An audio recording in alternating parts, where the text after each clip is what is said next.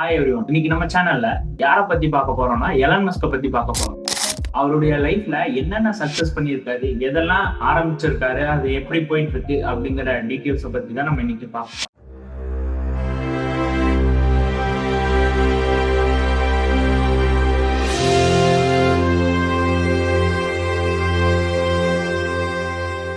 Elon மஸ்கோட life starting எப்படி இருக்குன்னா, அவரு சவுத் ஆப்பிரிக்கால பிறக்கிறாரு. ஹையர் எஜுகேஷனுக்காக அமெரிக்கா போறாங்க. அப்புறம் கனடால இருக்கக்கூடிய குவீன்ஸ் யூனிவர்சிட்டியில டிகிரி முடிக்கிறாங்க. குவீன்ஸ் யூனிவர்சிட்டில இருந்து பென்சில்வேனியா யூனிவர்சிட்டிக்கு டிரான்ஸ்பர் ஆகிறாரு. அவர் டிரான்ஸ்பர் ஆனதுக்கு அப்புறம் பிசிக்ஸ்லயும் எக்கனாமிக்ஸ்லயும் டிகிரி ஹோல்டர் ஆகிறாரு. அதாவது இயற்பியல்லையும் பொருளாதாரத்திலையும் பட்டம் வாங்குறாரு. எலான் மஸ்க் வளர வளர பல இன்ட்ரெஸ்டான விஷயங்களை கத்துக்கிறாரு. எப்படின்னா படிக்கிறதுல நிறைய இன்ட்ரெஸ்ட் காட்டுறாரு. அது போல நம்ம எல்லாம் எப்படி சின்ன வயசுல ரிமோட் கண்ட்ரோல் கார் கிடைச்சதுன்னா அதை பிரிச்சு மேஞ்சு அது என்ன இருக்கு அப்படிங்கறத நம்ம பாத்துருவோம். அவருக்கு சின்ன வயசுல இருந்து இந்த மாதிரி நிறைய பொருட்கள் எது கிடைச்சாலும் அது மாதிரி பிரிச்சு என்ன இருக்கு அப்படிங்கறத நிறைய பார்த்துட்டு தெரிஞ்சுக்குவாரு. அவருக்கு அதிகமா ஸ்பேஸ் சம்பந்தப்பட்ட விஷயங்கள்ல நிறைய இன்ட்ரெஸ்ட் காட்டுவாரு. அவருடைய 12 வயசுல வீடியோ கேம் கண்டுபிடிக்கிறாரு. அதாவது அந்த காலகட்டத்துலதான் வீடியோ கேம் அப்படிங்கிற ஒண்ணு அறிமுகமாகி வளர்ந்துகிட்டு இருக்க டைம். அந்த டைம்லயே அவரு ஒரு சின்ன பையன், அதாவது 12 வயசு இருக்கிற பையன் ஒரு வீடியோ கேமை கண்டுபிடிச்சு அதை $500 ஒரு கம்பெனிக்கு விற்கிறாரு. வித்து அது மூலமா வர காசை வச்சு அடுத்தடுத்த கம்பெனியும் ஸ்டார்ட் பண்றாரு. அப்படியே வளர்ந்துகிட்டே போறாரு.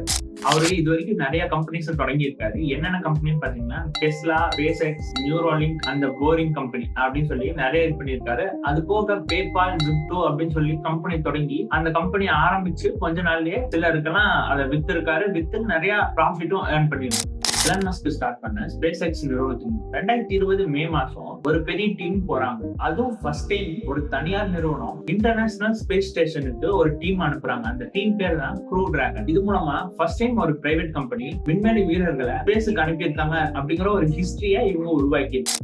எலான் மஸ்குடைய தலைமைக்கு கீழே இருக்கக்கூடிய ஒரு கம்பெனி தான் டெஸ்லா. அந்த டெஸ்லா கம்பெனி ஃபர்ஸ்ட் வேற ஒரு 2 பேர் வச்சிருந்தாங்க. ஸோ அந்த கம்பெனி முன்னேற்றம் அடையாததுனால இவர் எலான் மஸ்க் சில $1 மில்லியன் கொடுத்து டெஸ்லாவா வாங்குறாரு. வாங்கி அதுல ஃபர்ஸ்ட் ஒரு காரை ரெடி பண்ணி, எலக்ட்ரிக் காரை ரெடி பண்ணி இது பண்றாரு. அது நல்லா வரவேற்பு இல்லை. ஸோ அது ஃபெயிலியர் ஆகுது. அந்த மாடல் ஃபெயிலியர் ஆகும். ஸோ அதுக்கப்புறம் சில வருடங்கள் கழிச்சு பல முயற்சிகளை போட்டு என்னென்னமோ பண்ணி அவரு ஒரு புதிய வகையான எலக்ட்ரிக்கல் காரை ரெடி பண்றாரு. அது பாக்குறதுக்கு அட்டகாசமும் செம்மையாவும் இருக்கும். ஃபீச்சர்ஸ் எல்லாமே சூப்பரா கொடுத்திருந்தாங்க. அந்த காரை ஒரு தடவை சார்ஜ் பண்ணா கிட்டத்தட்ட 200 மைல்ஸ் போகும் அப்படின்னு சொல்லி சொல்றாங்க. அந்த எலக்ட்ரிக்கல் கார் தான் ஃபர்ஸ்ட் டைம் ஹைவேலயே ஸ்பீடா போகக்கூடிய ஒரு எலக்ட்ரிக்கல் வண்டி அப்படிங்கிற ஒரு ஹிஸ்டரியும் கிரியேட் பண்ணி. இப்பெல்லாம் நம்ம நிறைய பேர் ஹைப்பர் லூப் கான்செப்ட பத்தி பேசிக்கணும். ஹைப்பர் லூப் கான்செப்ட் அப்படின்னா என்னன்னா, இப்போ ஒரு டனல் மூலமா ஒரு கம்பார்ட்மெண்ட்டை வச்சு, அதாவது ட்ரெயின்ல எல்லாம் இருக்குல்ல அந்த மாதிரி ஒரு கம்பார்ட்மெண்ட், ஒரே ஒரு கம்பார்ட்மெண்ட் மட்டும் வச்சு அதுக்குள்ள நம்ம உட்காந்துட்டோம்னா இங்க கன்னியாகுமரியில இருந்து காஷ்மீர் வரைக்கும் கிட்டத்தட்ட 2.5 மணி நேரத்துல போய் சேர்ந்துடலாம். அது எப்படி சாத்தியம்னு பாத்தீங்கன்னா ஹைப்பர் லூப் கான்செப்ட் மூலமா அது சாத்தியமாகுது. இந்த கான்செப்ட் மூலமா கிட்டத்தட்ட 760 மைல்ஸ் 1 மணி நேரத்திலே நம்ம கடந்து போயிடலாம் அப்படின்னு சொல்லி சொல்றாங்க. ஹைப்பர் லூப் கான்செப்ட முதல்ல அறிமுகப்படுத்துறதே எலான் மஸ்க் தான். அவருக்கு என்னதான் இதை அறிமுகப்படுத்தினாலும் இன்னும் அவர் ஸ்டார்ட் பண்ணல. பல கம்பெனிகள் இதை ஆரம்பிக்கணும் அப்படின்னு சொல்லி அவரு வலியுறுத்திக்கிட்டு இருக்கிறாரு. இது எப்படினாலும் சீக்கிரம் இந்தியாலையும் நடக்கும் அப்படின்னு நம்ம நம்புவோம்.